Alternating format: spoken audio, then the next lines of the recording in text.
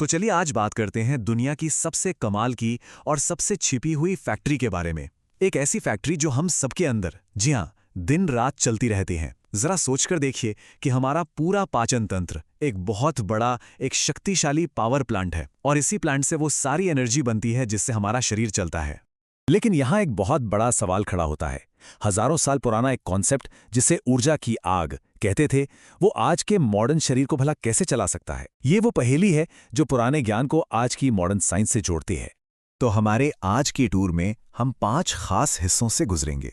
सबसे पहले अपने पावर प्लांट को समझेंगे, फिर देखेंगे कि इसमें सबसे बड़ी प्रॉब्लम क्या आती है।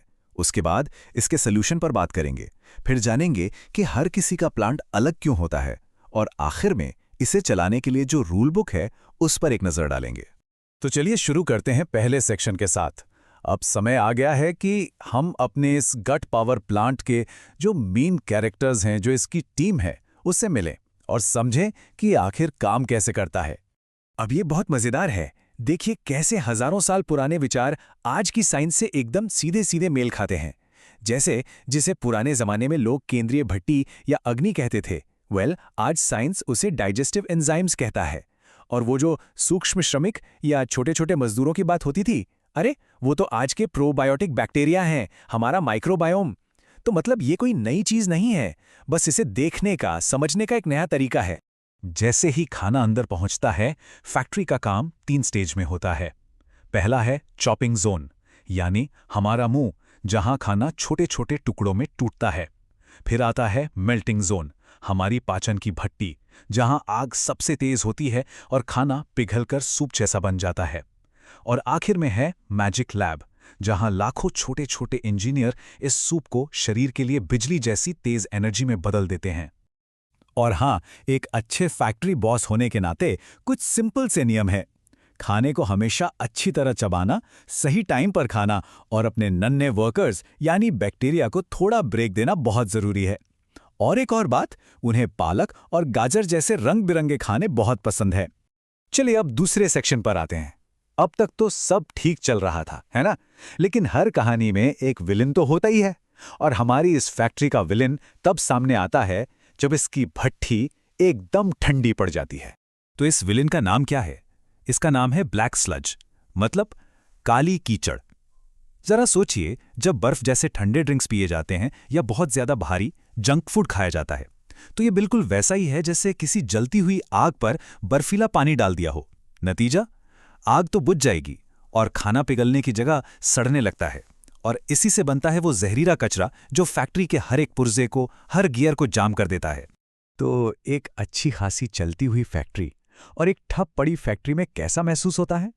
जब आग तेज जल रही हो तो शरीर एकदम हल्का और एनर्जी से भरपूर लगता है। लेकिन जब आग बुझ जाए और प्लांट इस काली कीचड़ से भर जाए, तो भारीपन, थकान और फैक्ट्री में गड़गड़ाहट महसूस होती है।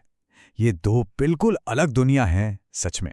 तो कैसे पता चले कि ये काली कीचड़ जमा हो रही है? इसके कुछ वार्निंग साइन हैं, जैसे दोपहर के खाने के बाद एकदम से नींद का झोंका आना, सुबह उठने पर जीभ पर एक सफेद मोटी परत दिखना, या फिर दिमाग में धुंधलापन सा महसूस होना। ये सब फैक्ट्री के अलार्म हैं जो बता रहे हैं कि अंदर कुछ गड़बड़ चल रही है। लेकिन घबराने की कोई बात नहीं है। अब हम प्रॉब्लम से सॉल्यूशन की तरफ बढ़ते हैं। हमारी कहानी में हीरो भी तो हैं जो इस पूरी गंदगी को साफ करके भट्टी को फिर से चालू कर सकते हैं। तो मिलिए हमारे पहले हीरो से, अदरक। अदरक आप कह सकते हैं एक स्पार्क प्लग की तरह काम करता है। जैसे ये फैक्ट्री में पहुंचता है, ये बुझी हुई भट्टी में एक चिंगारी लगाता है और आग फिर से धधक उठती है। इसकी गर्मी से वो चिपचिपी काली कीचड़ पिघलने लगती है और धीरे धीरे सिस्टम से बाहर हो जाती है। और हमारा दूसरा हीरो है छाछ। ये किसी रेस्क्यू पोशन, मतलब बचाव के अमृत जैसा है। सोचिए, ये एक बस की तरह है जो लाखों नए और ट्रेन्ड फ्यूल इंजीनियर्स यानी अच्छे बैक्टीरिया को सीधा फैक्ट्री तक लेकर आती है ताकि वो सफाई के काम में मदद कर सकें। तो यहाँ सबसे जरूरी बात ये समझनी है कि कुछ फूड हमारे मैकेनिक हैं और कुछ छुपे हुए विलन। गरम मसालेदार सूप इंजन के लिए एक बेहतरीन ट्यूनअप का काम करते हैं, वहीं बर्फीले ड्रिंक्स फैक्ट्री को तुरंत शटडाउन कर देते हैं। और अल्ट्रा प्रोसेस्ड कैंडी, वो तो सीधा विलेन बैक्टीरिया को दावत देने जैसा है, जिससे वो कीचड़ और भी तेजी से बनता है। अच्छा, अब एक बहुत ही जरूरी बात पर आते हैं। हर पावर प्लांट एक जैसा नहीं होता। ये जानना बहुत ज़रूरी है कि किसी का इंजन मॉडल आखिर है क्या, क्योंकि हर इंजन को एक अलग तरह के फ्यूल की ज़रूरत होती है। पुराने विज्ञान के हिसाब से देखें तो 3 मेन इंजन मॉडल होते हैं। एक है हवादार, दूसरा उग्र और तीसरा मिट्टी जैसा। अब देखिए, जो हवादार इंजन है उसकी आग हवा में जलती मोमबत्ती की तरह होती है, कभी तेज कभी धीमी।